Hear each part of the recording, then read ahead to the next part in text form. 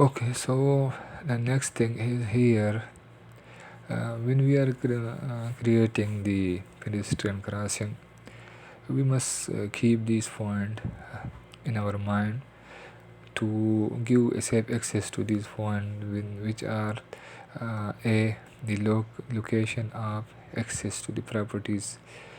We must not close these areas. The access to the bus stop and the taxi rank, we must keep open these places. Also impact unloading unloading activities. For loading and activities, the places where these activities happen, we should keep in mind, and we should give safe access to that point. Also preventing unsafe unauthorized access to the work area, also this is one point we should keep in mind. And the proximity of facility, there may be increase the presence of the roads such as school, in front of school, hospital, amenity area, parking, mosque. We should keep in mind, we should give the access to these places also. Okay, the table 2.8, feel free to read this table to study. This shown the size and placement distance. This distance for warning and regulatory sign for the pedestrian crossing. So there are some.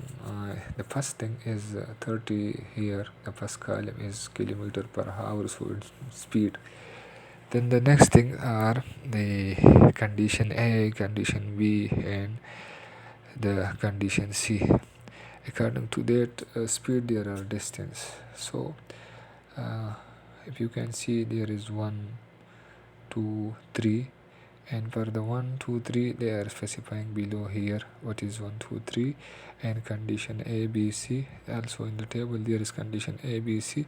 So they are saying that the condition A is for merge and right lane, B is for crossing, stop and head, stop ahead, signal ahead, fed exing. Then the condition C, bend, divided road, hill depth. Okay, these are the elevation, frontive elevation, we can say. For the two fences already we discussed that the pedestrian fence which have height from 1 to 1.2 meter, these you can use like this one. I will draw rectangle. This is for the pedestrian fence, so you can use a panel for this one. The other one, this is the side fence toward the side, which height is 2 meter. It can be from the steel mesh panel or boarding. Okay, and then the next thing is here hump. So hump is using to reduce the speed of the vehicle. So this is length. The length is more than the 3 meter. So you can use on the both side 5% low with 1.5 meter distance. So this is the pedestrian fence, raised pavement crossing hump. This is the section, you can say it is the section of this one. Okay, the next topic is 2.8.4 is ramps. Ramps are the where you can use to maintain access for wheelchair and buggy areas. This area must be a slip resistant surface, and the slope is gentle enough to change the level or to the user must not feel the difficulty. Maximum it should be 1:12, mean 8%. And if possible, there must be a platform at the curb level, so they can wheelchair user turn to the 90 degree before descending to ramp. Okay, this is the plan view, and from the side, as you can see, they're using this is the platform, and this area ramp. In the ramp, they are using 8% of, and this is the pedestrian barrier, and this the footpath. On this side, this is the footpath, this is carriageway. So we can use the ramp or the wheelchair or the buggy user. Okay, this carbon We can also use footway board. Footway board. There are some point footway board to maintain the foot and light vehicle access during excavation. This is we are using for this. So in this is used in the excavation area. It should be in full width. Uh, must be strong enough to support the mobility scooter or the light vehicle, and the material must be strong enough to support the vehicle weight, and the vehicle its width should be uh, cover the vehicle crossover. Okay, the edges must be chamfer, slip resistant surface. It should be. These are the main point for this one. Okay, other considerations are we must communicate to the residents, the businessmen, and the other premises with the frontage onto the access through a work site. A suitable access must be provided to these. Suppose somebody have the properties, they are the residents, so we must provide the safe access to these people. Same process we must keep in the mind for the directional school buses and emergency services.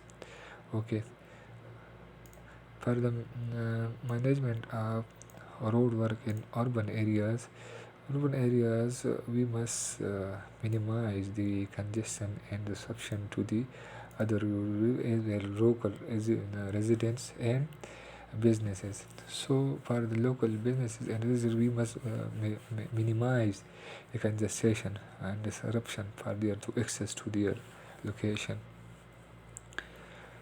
Okay, where there is required, uh, suppose on-site documentation. What side we need the documentation, a copy of the license permit issued from the authorities, suppose the traffic police, which is required. The first thing in the side, traffic management plan, which is also called a drawing, AutoCAD drawing, a copy of the work method statement, and also the health and safety documentation for the tour plan and inspection barrier. Okay, the next thing is the restriction on the timing of road work. So it is typically may be specified time or hour operation requirement on the road work. These may be related to the night time restriction to the residential area, school, hospital, so they can stop work during the night time when they are near working to the residence, school, and hospital, to not to disturb the local people. The general requirement minimize disruption in traffic such as AM PM restriction. So the disruption of the traffic, the timing, they must see, suppose at 1 o'clock, 2 o'clock, if there is the timing of school up, so they must give a break at their time to this is for the traffic flow, to facilitate the traffic flow, the traffic and the parking control. So they must put a regulatory sign, a regulatory road marking, parking bays, where they are working. Then the area where they are working, they must put these depiling the regulatory signage, regulatory road marking, parking bays, spacing, including paid parking, and bus bays, and loading and unloading bays.